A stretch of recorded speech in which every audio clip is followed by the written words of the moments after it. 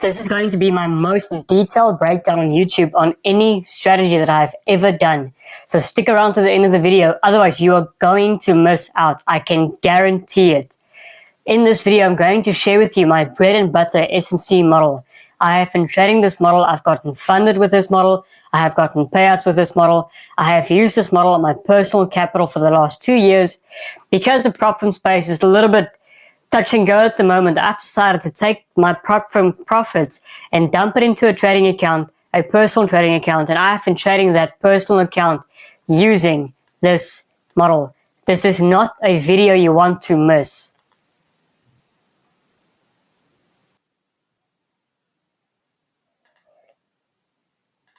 This model works on the basis of external liquidity back to internal liquidity, back up to external liquidity. So we can go from external to internal, and then internal to external, and then from external again to internal. And I'll explain everything in this video. And so in this picture I've drawn over here, we can see that the market is busy ranging and that it has left a buy side liquidity pool over here. This is my external liquidity, whether it be buy side or sell side. This is my external liquidity, and we can see that the market trades into it and then moves down lower and draws to my internal liquidity. After we tap into our internal liquidity, we can probably go up again and take out these external liquidity highs. So first off, we're going to explain external range liquidity. External range liquidity is any single swing high or low that you see on the chart. Here we can see, remember, a swing high is a high with a lower high to the left and a lower high to the right. We have 3 candles over here. I know it looks like popsicles, but we've got 3 candles over here. So this will be our swing high.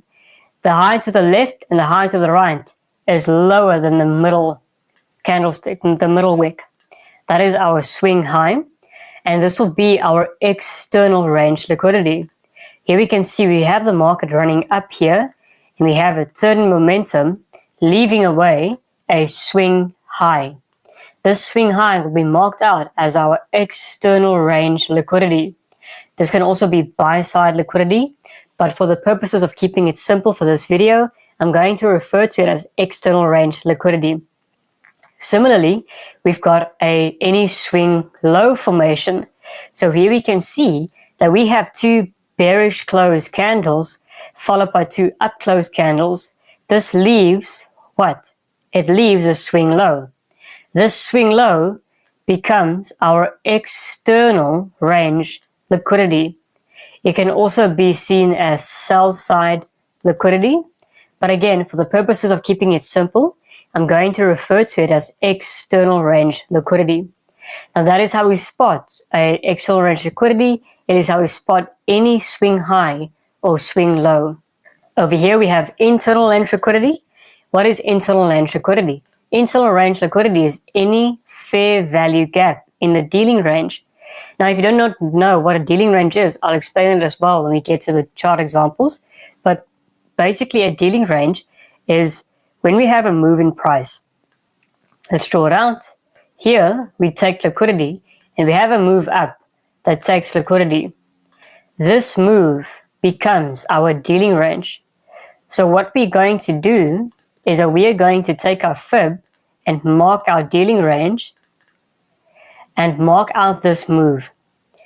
In here, the bottom half, the 50% to the number 1, that's 100%. 50% to 100%, that is our discount. And over here, the 50% to the 0% on top, that is our premium. When we are buying, we want to make sure that we wait for price to go into discount before we buy. And alternatively, when we are selling, we want to wait for price to go into premium before we sell. We do not want to sell in discount, and we do not want to buy in premium. But I'll explain that later when we get to the chart examples. So here we have a impulse move. We have displacement with the fair value gap.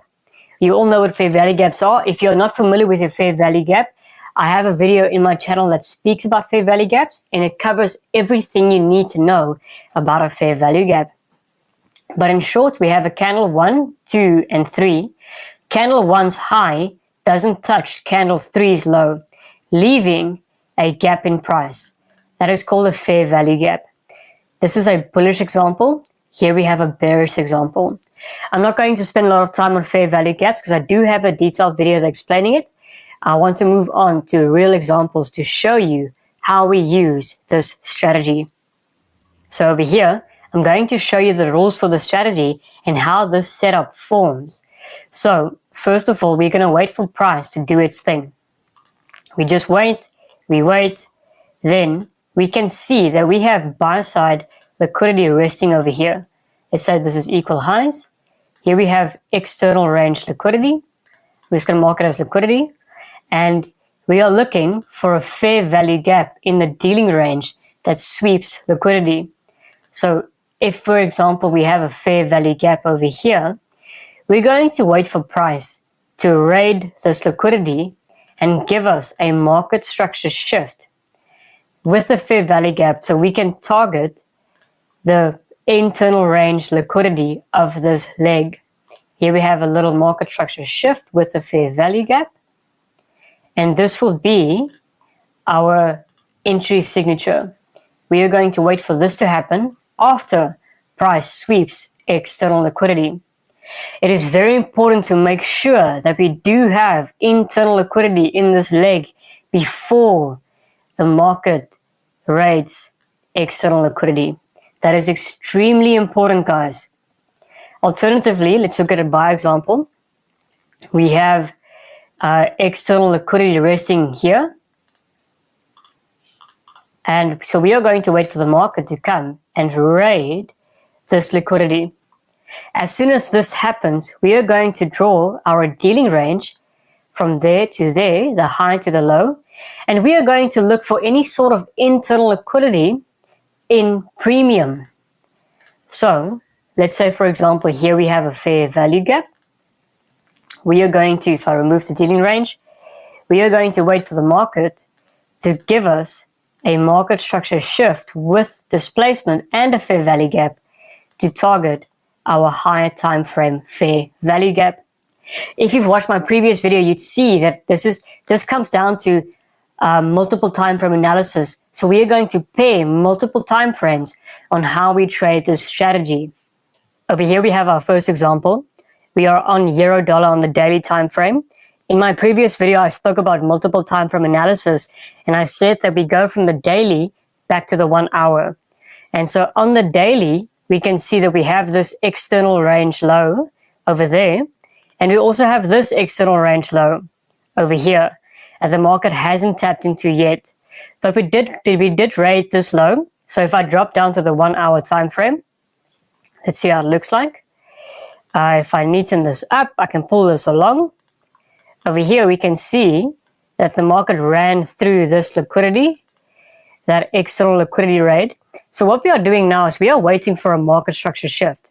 So we want the market to give us a market structure shift over there with displacement and a fair value gap. And then we enter off of that fair value gap.